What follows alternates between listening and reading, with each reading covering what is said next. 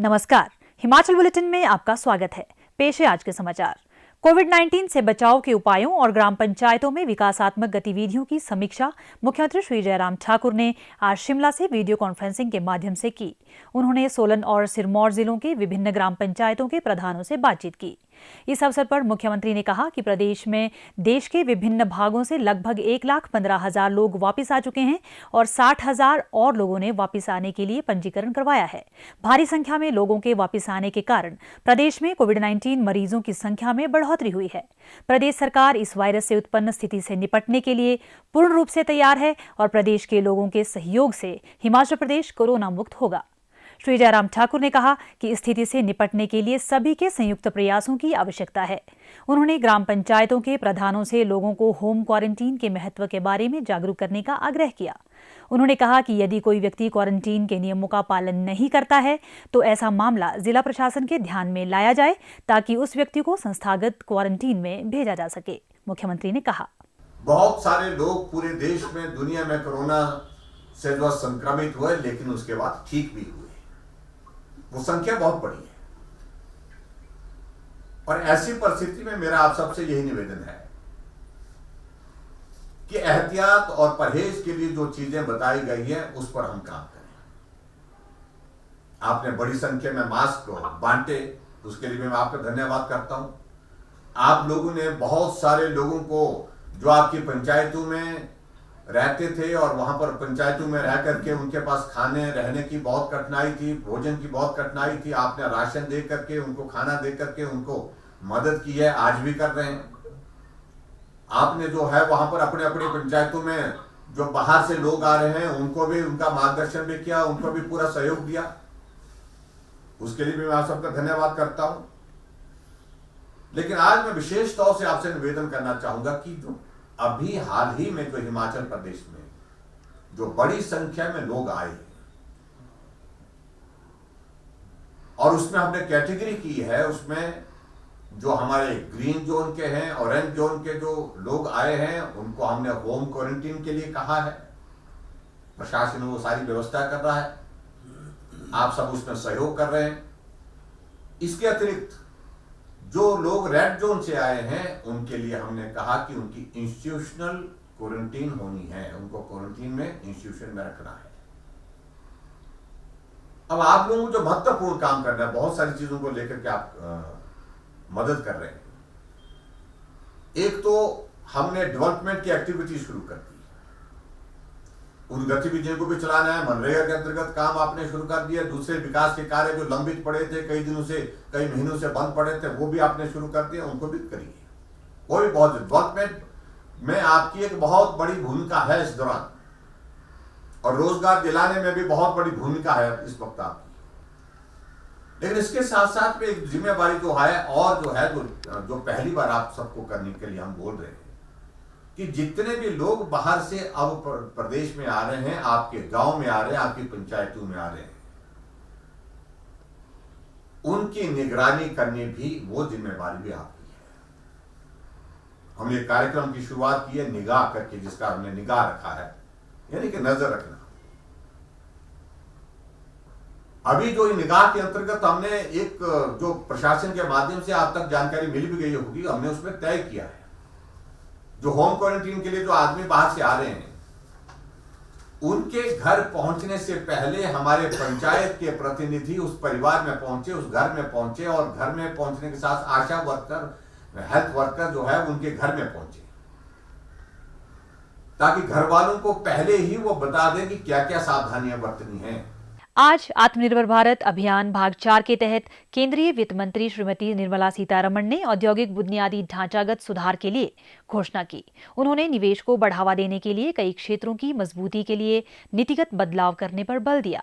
उन्होंने कहा कि भारत में निर्मित उत्पादों के निर्यात के लिए इसकी विश्वसनीयता बनाए रखने पर विशेष बल दिया जाएगा। केंद्र सरकार द्वारा विद्युत क्षेत्र में नीतिगत बदलाव किए जाएंगे ताकि उपभोक्ताओं को पर्याप्त बिजली की आपूर्ति उचित दामों पर की जा सके। विद्युत क्षेत्र में सब्सिडी डीबीटी के माध्यम से दी जाएगी और स्मार्ट मीटरिंग के तहत उपभोक्ताओं को लाभ पहुंचाया जाएगा। Medical isotope research centre PPP mode में बनाए जाएंगे, जिससे कैंसर तथा कोविड-19 दवाइयों का उत्पादन हो सकेगा। मिनरल सेक्टर में संरचनात्मक सुधार किए जाएंगे और नागरिक उड्डयन क्षेत्र में एयर स्पेस को सरल और सुगम बनाया जाएगा। रक्षा उत्पादों के लिए मेक इन इंडिया पर बल दिया जाएगा तथा रक्षा क्षेत्र में भारत को आत्मनिर्भर बनाया जाएगा। मुख्यमंत्री श्री जयराम ठाकुर ने इन घोषणाओं के लिए प्रधानमंत्री श्री नरेंद्र मोदी का आभार व्यक्त करते हुए कहा कि इससे बुनियादी ढांचागत सुधार में मदद मिलेगी।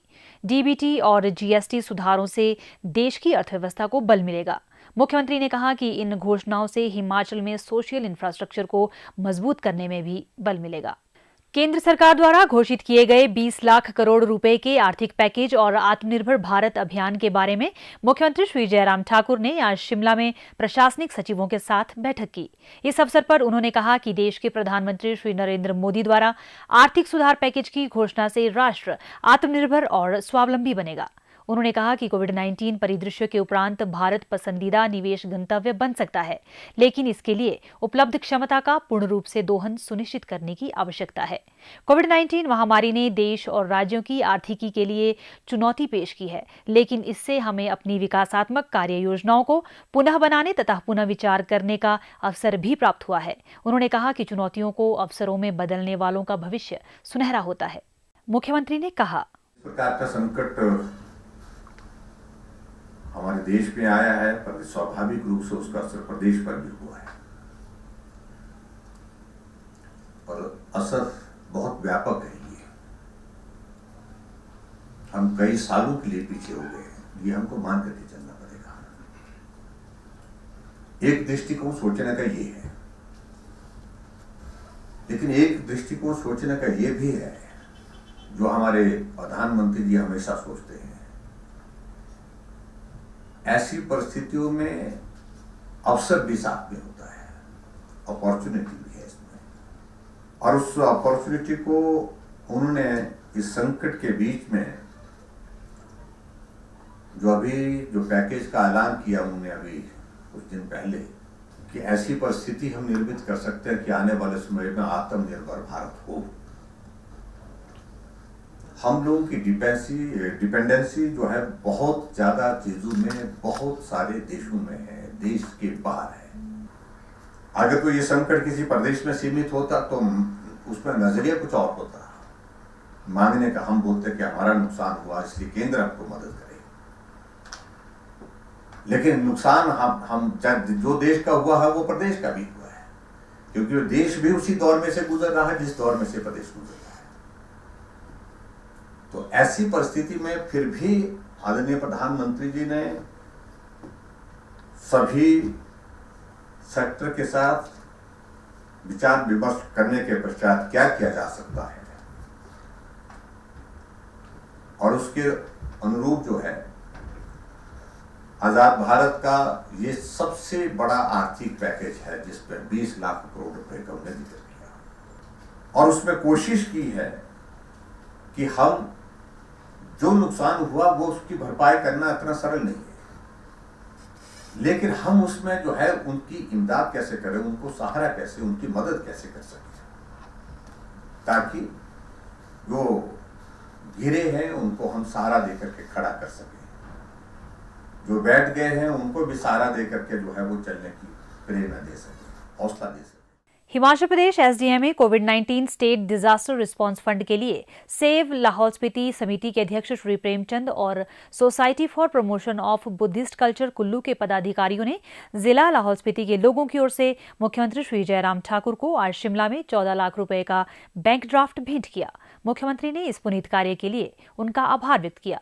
प्रदेश में कोरोना संक्रमण की जांच के लिए आज 876 लोगों के सैंपल लिए गए, जिनमें से 157 लोगों की रिपोर्ट नेगेटिव पाई गई है, जबकि 719 लोगों की रिपोर्ट आना बाकी है। अभी तक 16,431 लोगों की जांच की जा चुकी है, जिनमें से 15,627 सैंपल की जांच नेगेटिव पाई गई है। प्रदेश में कुल 77 लोगों में इस वायरस के संक्रमण की पुष्टि हुई है, जिनमें से 35 लोग इस बीमारी से ठीक हो चुके हैं और 35 व्यक्ति उपचाराधीन हैं। इस अंक में इतना ही। कल फिर होगी मुलाकात। नमस्कार।